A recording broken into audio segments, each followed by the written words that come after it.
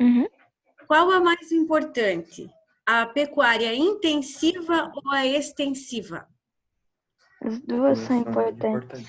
As duas são importantes. Lembrem-se, pode falar. Cada uma com as suas características.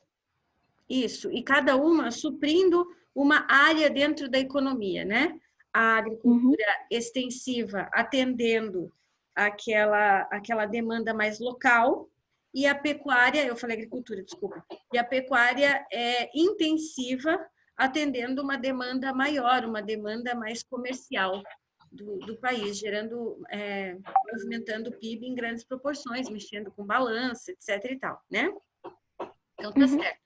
Olha só, vocês estão vendo a imagem que eu coloquei na tela? Sim. Essa imagem, ela aparece geralmente quando a gente está falando sobre a balança comercial. O que é a balança comercial? É o conjunto de ações e valores, né, que são comercializados e é por onde se faz o controle de importação e exportação de um país. Então, agora, aos poucos, como a gente está falando de setores da economia, né? Então, ao falar de setores da economia, eu vou falar com vocês sobre a economia em si, a ciência econômica, tá? Então, alguns termos da economia vão vir à tona e a gente vai começar a usar. A gente vai falar de déficit, superávit, balança comercial, arrendamento de valores, bancos, juros, PIB, todos esses termos de dentro da economia, ou uma boa parte deles, a gente vai começar a usar nas aulas agora. Só que não se preocupem que cada um deles que eu precisar falar com vocês, eu vou explicar. Por que eu vou falar disso agora? Porque nós estamos falando da agricultura e da pecuária. Eu comecei a agricultura ontem e uma coisa muito importante de falar da agricultura é a importância que ela tem, o tamanho, a dimensão que ela tem em relação à economia no Brasil, em participação do PIB. Então, como eu expliquei na última aula para vocês, a participação do setor primário na nossa economia no Brasil hoje ainda é extremamente importante e é a mais forte das participações, certo? É graças a ela também. Lembra que eu falei para vocês que em 2018 nós estávamos passando por uma crise e que foi graças à agricultura e pecuária que nós nos mantivemos firmes? Pois é, nesses meses saiu a notícia agora também. Depois, se vocês quiserem, eu vou colocar o link lá no grupo do WhatsApp para vocês poderem ler, tá? Eu coloco lá. Saiu a notícia também que nesses primeiros meses do ano, o que segurou a economia brasileira, por conta principalmente da questão da pandemia, o que segurou a economia brasileira foi justamente a agropecuária, tá? Que é a agricultura e a pecuária. Ou seja, as atividades do setor primário. Foram elas que seguraram a nossa economia e mantiveram a nossa economia estável, ou no mínimo não tão instável assim. Certo? Então, é importante estudar a agropecuária, que é a agricultura e a pecuária, dentro dessa perspectiva de participação da economia no Brasil e de uma participação bastante, como que eu vou dizer? Uma participação bem maior do que as outras e bastante importante. Ela é como se fosse, num filme tem o protagonista, né? É como se, então, o setor primário, a agricultura e a pecuária, fosse o protagonista da economia no Brasil, fossem as atividades protagonistas da economia. Tá bom, gente? Então, elas devem ser bastante consideradas e, assim, ó, é importante ter conhecimento sobre isso para saber como está se encaminhando as coisas, para que lado que elas estão indo, onde a gente mais está investindo. E aí, nessa imagem que eu coloquei para vocês, eu tenho o mapa mundi ao fundo, em cima de um teclado de computador, para dizer por onde são feitos esses processos, que é na Bolsa de Valores, né, e o comércio mundial, e uma seta apontando, depois de várias quedas altas e baixas ali, ela a gente chama isso de uma seta ascendente, ou seja, ela está crescendo. Isso significa que a economia que se está fazendo referência, ó, ela está em crescimento. E observe, ó, ela cresceu, aí ela teve uma crise, cresceu de novo, mas empatou lá, mais ou menos, um pouquinho mais alto que a outra, teve uma crise de novo, começou a subir e a flecha está apontando que essa economia está subindo cada vez mais, que essa é a grande intenção de todos os países, que a sua economia cresça cada vez mais. E agora a gente está falando da economia dentro do setor primário, não como um todo no Brasil, tá? A gente vai falar da economia no setor primário. Bom, Vamos lá. Para que serve ou o que faz a balança comercial? Além da apostila, caderno na mão aí, tá, gente? A balança comercial é responsável pelo controle das importações e exportações. Anotaram? É isso. Balança comercial, ela é a responsável, ela é a que faz o controle das importações e exportações. Só da área rural? Não, de tudo, tá? Balança comercial controla importações e exportações em geral do país. É que nosso foco agora está em falar das importações e exportações de produtos agrícolas, tá? Da agricultura e da pecuária, produtos agropecuários, tá bom? Mas ela trabalha em tudo. Vamos lá. Quando a balança comercial tem um saldo positivo, ou seja, quando ela mais vende, quando ela mais exporta, quando ela mais lucra, eu chamo isso de superávit. É o lucro, tá bom? Superávit. Como que escreve? Super e junto lá A-V-I-T. Superávit. Sem I no final. Superávit. Temudo. Tá? Significa que a gente está tendo lucro, que a gente está tendo um saldo positivo. Quando o saldo é negativo, ou seja, quando nós mais estamos comprando do que vendendo, então eu chamo isso de gasto. Em termos técnicos, eu chamo isso de déficit, tá? Déficit, com T mudo também. Superávit, crescimento. Déficit, decréscimo, estamos caindo, tá? No superávit, a gente está mais exportando, vendendo, lucrando. No déficit, a gente está mais comprando, trazendo, perdendo dinheiro. Não é que perde dinheiro porque você traz o produto, você compra e traz o produto, mas a gente está precisando mais comprar do que vender, tá? Do que a gente está vendendo. É como se, assim, em casa, para dar um exemplo, é como se, por exemplo, você tivesse juntando os salários de todos da casa, são 10 mil reais, certo? Só um exemplo, não sei se é mais ou menos, na casa de cada um é de um jeito, estou dando um exemplo. Juntando os salários de todos da casa, ou os valores de lucro de cada um da casa, vocês têm 10 mil reais, mas vocês gastam por mês, com tudo que é necessário, 8 mil reais. O que isso significa? Que houve lucro, certo? Que vocês mais ganharam do que perderam dinheiro. Agora, numa casa em que se ganha 10 mil reais por mês todos juntos e se gasta 15, aí você está tendo um déficit, você está tendo uma perca, porque você está gastando mais do que comprando, tá? É mais ou menos dentro disso. Como escreve déficit? Oi? Como escreve o déficit? Como é que se pronuncia também? Déficit e superávit. Isso, como é que escreve o déficit? Ah, tá. D-E-F-I-C-I-T. Tá, obrigado. De nada. Vamos lá. Aí agora vocês vão olhar junto comigo na apostila de vocês, na página 13, para a gente ver como é que está a balança comercial agropecuária brasileira, ok? Isso aqui é uma média que foi feita na apostila entre 1995 e 2013. Então, esse 2013, esse último dado ali, não corresponde à nossa atualidade em hipótese alguma. Depois disso, a gente teve uma crise em 2015, tivemos crise em 2018, e agora a gente tem a pandemia do coronavírus, então a gente teve decréscimos, crescimento, teve várias situações, tá bom? Mas vamos lá. Comércio de produtos agroalimentares, estão vendo na apostila? Acompanha lá. Comércio de produtos agroalimentares do Brasil entre 95 e 2013 em bilhões de dólares. Observem lá, em verde estão as nossas exportações, as nossas vendas. Em vermelho, as nossas importações alimentares, aquilo que a gente precisou comprar de outros países. E aquela linha que na minha apostila está num cinza azulado, assim, é a balança comercial mostrando se houve crescimento ou diminuição dos lucros econômicos, certo?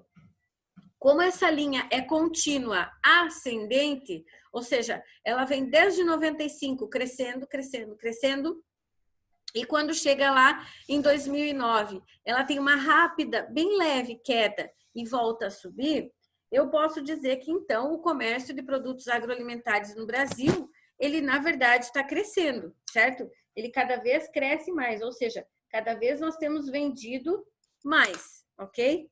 Aí, observando as linhas verdes, também, as colunas verdes, né? Não as linhas. As colunas verdes mostram que a gente foi crescendo no processo de exportação, de venda. Chegou ali 1999, 2000, houve uma certa queda nas vendas, volta a subir, e quando nós estamos em crescimento contínuo, está indo tudo bem, chega 2009 e tem uma queda nas nossas exportações. Depois, a partir de 2010, bem gradualmente vai crescendo, até que cresce bastante a partir de 2011. Vocês têm noção, que a gente de geografia não falou muito disso ainda, vocês estão começando nesse assunto agora, mas talvez em história. Vocês sabem o que aconteceu em 2009 para que o Brasil tivesse essa queda na sua economia? Alguém sabe? Fim de 2008 e o ano de 2009 inteiro passou por isso. Não? Isso fazem 11 anos. Vocês eram bem pequenininhos ainda, né? Olha só, nessa época o que aconteceu foi uma crise nos Estados Unidos, tá bom? Essa crise nos Estados Unidos trouxe bastante problemas para todo o resto do mundo, porque ela foi como um efeito dominó. A crise ocorreu nos Estados Unidos, que acabou deixando de comprar dos seus países parceiros. Esses países vendendo menos tiveram crise também, e assim um foi passando para o outro. A crise para nós também chegou nessa época, só que não com tanto impacto. Para nós, a crise de 2009 dos Estados Unidos, ela teve um aspecto bem forte na nossa economia a partir de 2014, 2015. Só que o gráfico não contempla essa época, né? Ele está só até 2013. Então, como a gente não tem esses outros períodos, não dá para ver. Mas essa crise ali que aparece ali para a gente não foi necessariamente só nossa, tá, pessoal? Isso foi uma crise que aconteceu no mundo inteiro, em especial nos países que têm parceria comercial que tinham na época parceria comercial com os Estados Unidos, tá bom? Agora, oi. Aí foi nessa época que o dólar tinha baixado muito? Houve um período em que o dólar baixou muito mesmo. Mas eu vi um filme, o Edir Macedo conseguiu comprar Record, foi nessa época, né? Pois aproveitou um momento de crise para... Exatamente. Se fosse hoje, não conseguiria. Hoje está complicado, o dólar está alto, né? Então tá, olha só. Na apostila de vocês, tem depois desse gráfico ali, dessa tabela que vocês estão vendo na página 13, tem algumas outras informações, está explicando o que são cada uma daquelas barras e tal. Aí eu gostaria que vocês dessem uma lida depois também.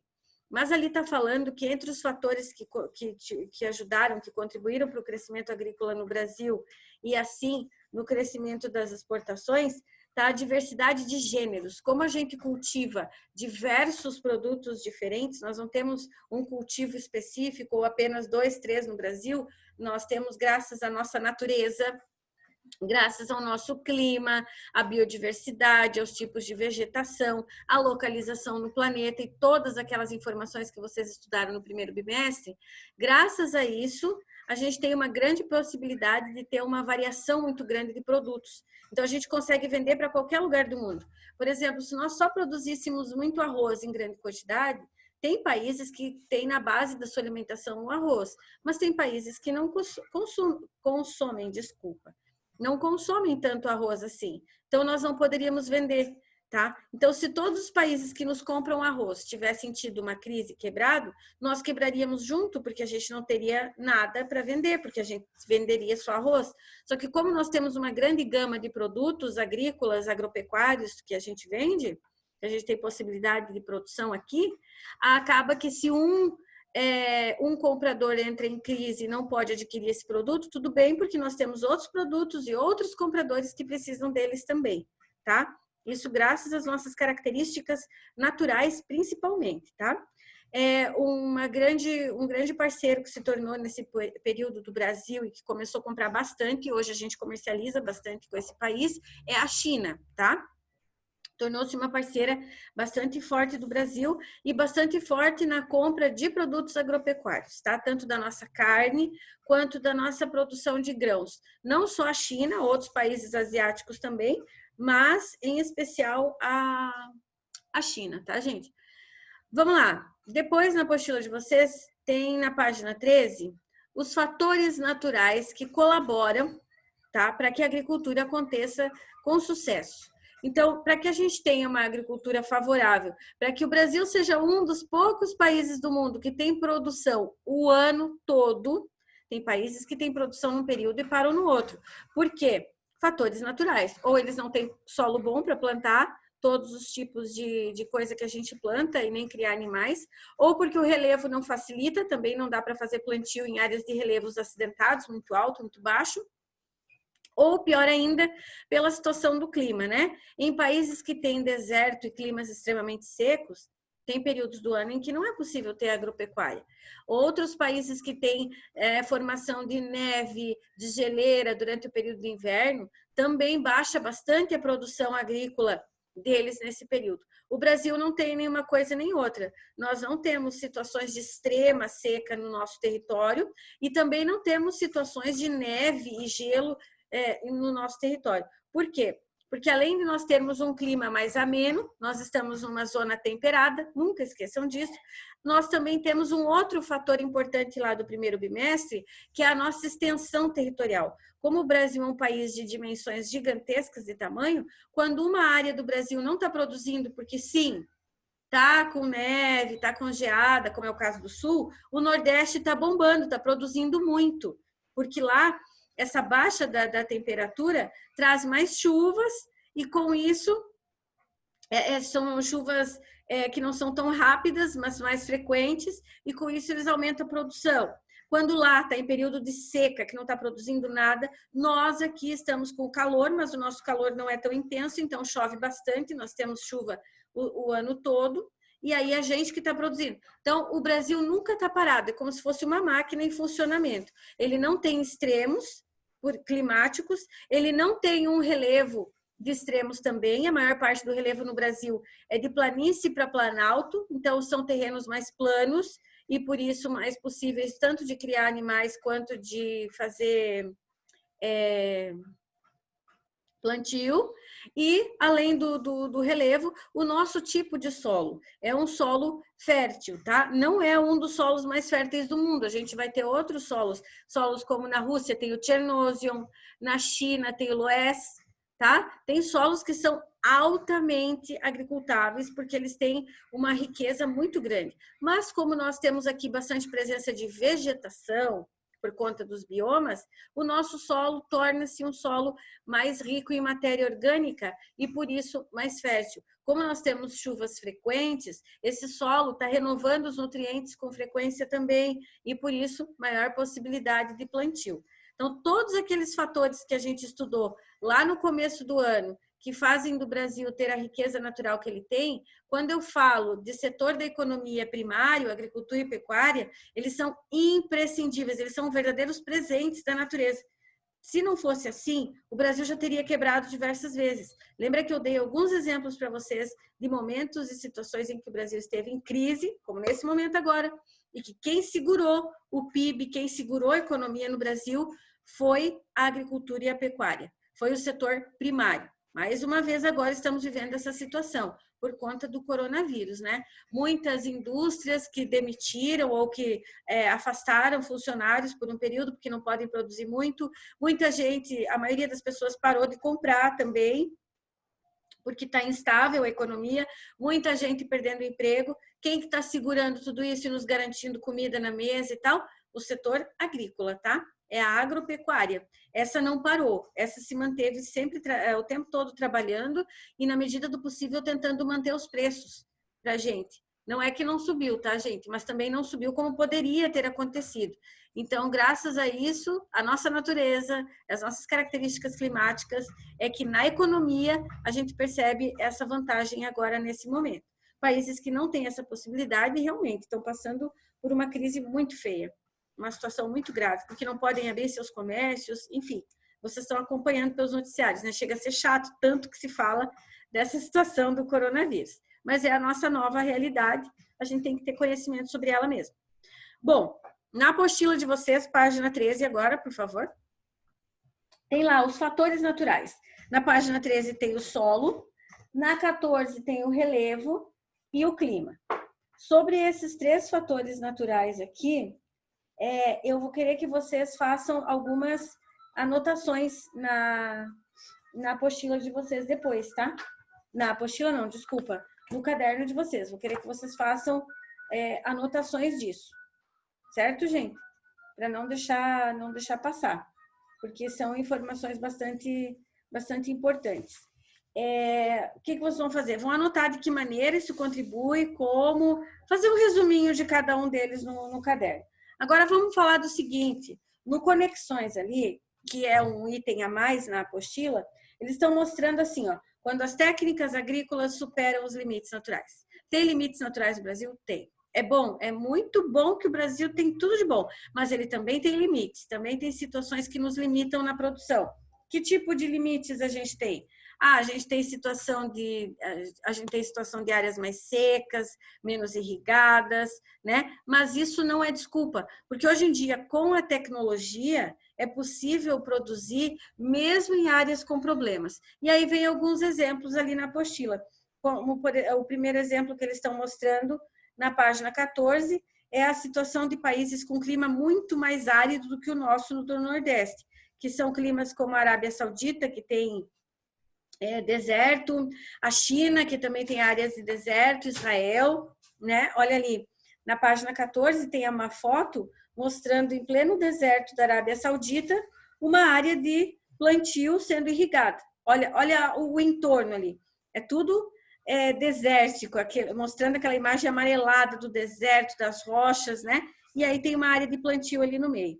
Poxa vida, por que a gente não faz igual? Sim, nós fazemos. No Nordeste, nas áreas que nós temos região de semiárido, de extrema seca, também já foi usada a tecnologia, tem sido usada a tecnologia, e isso se vê pela imagem da página 15, onde vocês têm uma área de produção de uva. Ué, mas uva não dá para plantar só onde tem frio? Rio Grande do Sul, Santa Catarina, que são grandes produtores de uva, né? A Itália, lá, quando tem períodos de inverno, não são essas regiões? Então, tem qualidades de uva, tem espécies de uvas que se adaptam muito bem ao calor. São aquelas uvas mais doces, tá? Quanto mais doce a uva, mais período de calor ela passou. Mas não pode ser qualquer uva, são uvas adaptadas para isso.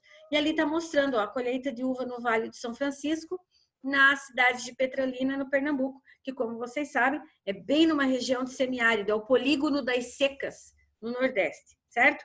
Tá. Ali vocês acompanham, vocês têm uma lida, uma olhadinha depois. Agora, o que eu quero que vocês façam? Quero que vocês façam essas anotações que eu acabei de passar para vocês sobre o solo, o relevo e o clima do Brasil. Mas a gente já não falou disso já? Mas agora eu quero que vocês olhem para isso, leiam ali e anotem, focando na área agrícola, pensando no setor econômico. Não é para pensar no meio ambiente, não é para pensar nos fatores naturais por si mesmos. É nos fatores naturais como um conjunto de fatores que facilitam e que são positivos para a nossa produção rural, tá? Tanto da agricultura quanto da pecuária. Depois disso, a gente vai falar da distribuição de terras no Brasil. Mas daí isso é assunto para a gente começar a conversar na próxima aula, porque é um assunto mais um pouco diferente, é dentro da mesma área, mas é um pouco diferente, mas um pouquinho mais complexo também e mais polêmico. E aí, o movimento rural dos trabalhadores sem terra, tá certo ou errado? Eles invadem terras e tomam dos donos e não sei o quê. Será que é assim mesmo que funciona? Tá? Mas o fato deles invadirem não tá certo? Concordo. Mas por que eles invadem? Isso a gente fala na próxima aula, tá, pessoal? Hoje é quinta-feira, então a nossa próxima aula é na terça-feira. Vou passar agora para vocês as atividades que vocês precisam fazer até lá na terça-feira, mas eu gostaria que vocês já fossem fazendo agora, tá? Para aproveitar essa aula, para não deixar tarefa ou coisa assim acumulada. Aí quem puder, vai tirando, não vale nota, é só para eu ter certeza do trabalho de vocês, da atividade. Aí vocês façam elas e mandam uma foto para mim, para eu ver o que vocês estão fazendo, tá bom? Então, agora eu falo com vocês lá pelo WhatsApp, tá bom? Vocês já viram que as notas de vocês já estão no site, lá no EVN? Não, Vocês estão lá, tá? Tem uma galerinha que ainda tem um trabalho ou outro faltando. Eu já vi. Meu pai não quero nem É. ver. Se puder, quem está com trabalho ou alguma coisa atrasada lá de geografia ou de ciências, só manda uma mensagem para mim, vamos conversar sobre o assunto, tá bom?